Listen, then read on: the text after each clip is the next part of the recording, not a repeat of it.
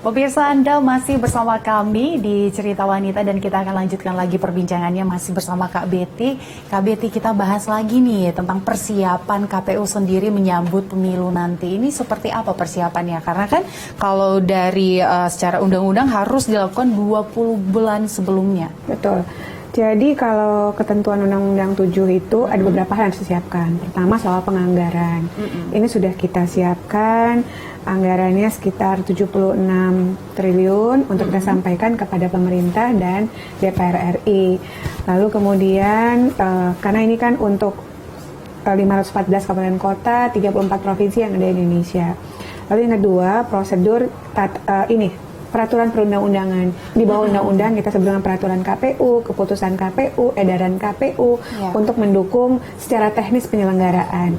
Nah, peraturan KPU yang pertama akan kita buat adalah soal ini, Mbak. Soal tahapan program dan anggaran.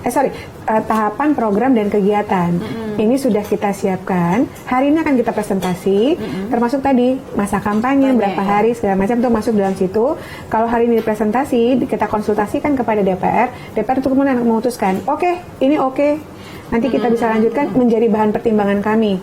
Karena kan dalam undang-undang harus konsultasi bahwa nanti kebijakannya dikembalikan kepada KPU sebagai pembuat peraturan KPU. Setelah itu diproses, disusun, nanti ada proses pengundangan ke Kemenkumham. Itu dua hal utama, dan yang ketiga adalah persiapan SDM kami se-Indonesia. Jadi kita punya 34 provinsi, setiap provinsi punya 5-7 anggota komisioner. Tiap kabupaten kota punya 5 orang komisioner. Ini tentu harus kita berdayakan untuk persiapan pemilu beserta tim kesekjenan sampai dengan tingkat KPU kabupaten kota. Dalam waktu dekat tanggal 1 sampai dengan tanggal 7 ini rencana kami untuk melakukan pendaftaran partai politik pemilu 2024 karena kita belum punya nih peserta pemilu. Peserta pemilu pertama adalah memverifikasi nanti partai politik. Sampai kemudian dalam undang-undang disebutkan selambat-lambatnya nanti 14 Desember 2022 kita punya partai politik peserta pemilu. Jadi prosedur itu kan harus kita lalui, harus kita layani.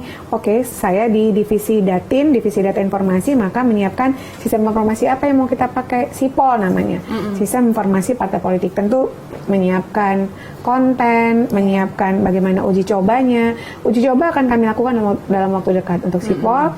Dan persiapan-persiapan teknis lain yang cukup banyak sekali ya menjelang pemilu 2024. Ya pasti banyak ya persiapan karena ini bukan event yang biasa-biasa saja, karena ini adalah event yang sangat luar biasa menentukan siapa nih yang memimpin negara kita untuk kedepannya. Nah, tapi berbicara tentang durasi lagi-lagi nih Kak, gimana sih perbincangan dari KPU dengan anggota DPR? Karena kan kalau kita tahu masih saja ada beberapa pihak yang kayak menganggap durasinya terlalu singkat loh gitu. Apa cukup untuk kampanye gitu? Tentu pasti ada pro dan kontra ya. Jadi sekali lagi perbincangan ini bahkan dilakukan sebelum masa periode kami di sini gitu. Kalau saya baca tuh sekitar 12-13 kali pertemuan, termasuk simulasi-simulasinya gitu. Nah, mau 203 hari, sekali lagi 120 hari.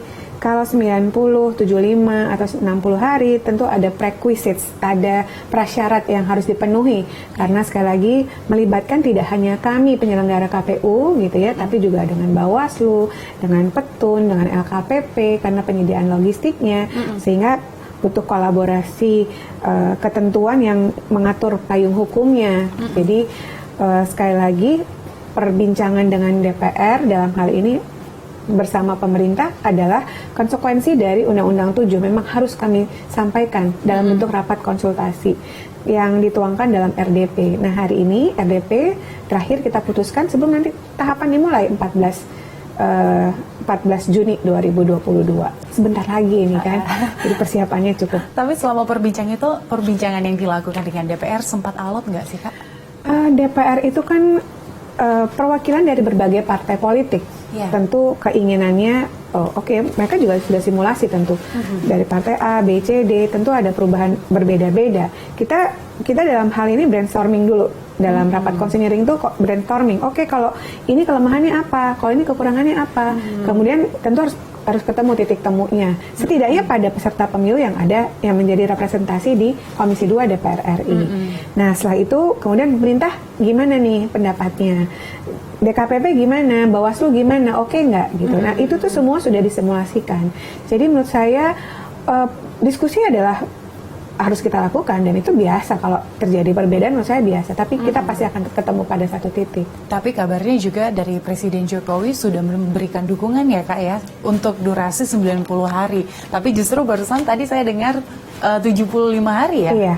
Kalau Pak Presiden itu ketika kami bertemu dengan beliau melakukan audiensi, pada prinsipnya pertama mendukung untuk suksesnya pemilu tahun 2024, kerja-kerja KPU akan disiapkan beberapa peraturan yang memang lahir dari tangan beliau gitu ya.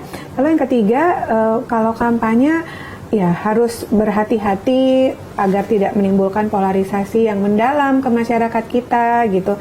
Dan kemungkinan 90 hari beliau menyampaikan boleh, bisa atau tidak gitu. Jadi tidak should be, tidak ada pernyataan demikian. Oh gitu. Nah tapi kalau dari pandangan kakak nih, kan untuk menyelenggarakan pemilu sudah dilakukan sejak tahun-tahun sebelumnya. Nah dengan durasi 75 hari itu, memang cukup Kak untuk memperkenalkan para calon ini? Sekarang tuntutan kampanye dilakukan oleh peserta pemilu. KPU kan tidak melakukan kegiatan kampanye.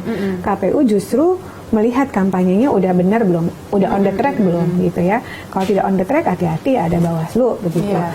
Jadi pada dasarnya kalau untuk kegiatan kampanye KPU tidak terlalu punya andil gitu.